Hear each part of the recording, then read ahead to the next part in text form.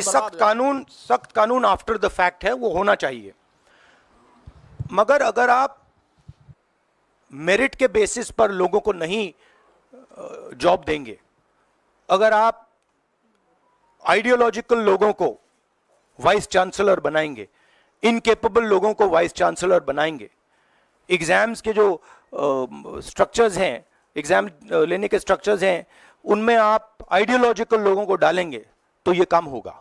ये इसका सबसे बड़ा कारण BJP and its parent organisation ने जो कैप्चर किया है ये है। और अगर आप कल्प्रिट ढूंढना चाहते हैं तो मैं आपको बताता हूं, जिन लोगों ने हिंदुस्तान के इंस्टीट्यूशंस को डिस्ट्रॉय किया है, जो पहले ऑब्जेक्टिव हुआ करते थे, इम्पार्शियल हुआ करते थे, वो आज इम्पार्शियल नहीं है, ऑब्जेक्टिव नहीं है, आइडियोलॉजिकल बना दिए गए हैं और मीडियोकर लोगों को इन इंस्टीट्यूशंस में बैठा दिया गया है। इसका मेन कारण यह है, और इसका आप एपिसेंटर देखिए, पूरा देश जानता है, युवाओं आप सब जानते हो कि इसका पहले एपिसेंटर मध्य प्रदेश हुआ करता था, वहां पे 40-50 लोगों की हत्या हुई थी, ये तब शुरू हुआ था।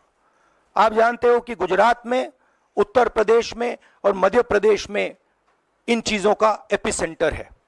और आप ये भी जानते हो कि बीजेपी के लोग कहते हैं कि हमारी लेबोरेटरी मध्य प्रदेश और गुजरात है।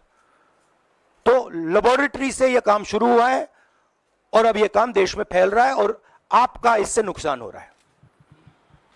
जब तक यह रिवर्स नहीं किया जाएगा, जब तक हिंदुस्तान के इंस्टीट्यूशंस इनके हाथों से नहीं छीने जाएंगे और इफेक्टिव, ऑनेस्ट, इम्पार्शियल लोगों के हाथ में नहीं जाएंगे, तब तक ये होता रहेगा। और मैं आपको बता रहा हूं, जब तक बीजेपी रहेगी ये बढ़ता जाएगा।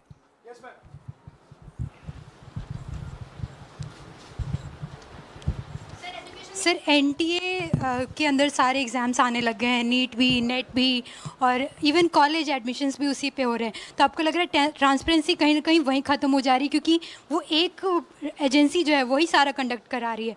तो आपने पार्लियामेंट में इस मुद्दे को उठाने को सोचा है कि एनटीए को कहीं ख़त्म करने की ज़रूरत है या बदलाव करने की ज़रूरत है? नहीं, देखिए, अगर हिंदुस्तान में बहुत सारे ऑनेस्ट लोग हैं, बहुत सारे ऑब्जेक्टिव लोग हैं, अगर ऑब्जेक्टिव लोगों को, ऑनेस्ट लोगों को आप ये काम दोगे, पेपर लीक नहीं होगा।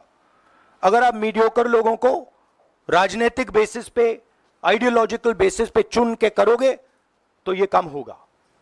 और ये मैं कह रहा हूं, दोहराता जा रहा हूं कि हर हिंदुस्तान की हर संस्था को कैप्चर कर रखा है, लीगल सिस्टम को, ब्यूरोक्रेसी को, इंटेलिजेंस एजेंसीज को, इन्वेस्टिगेटिव एजेंसीज को, एजुकेशन सिस्टम को।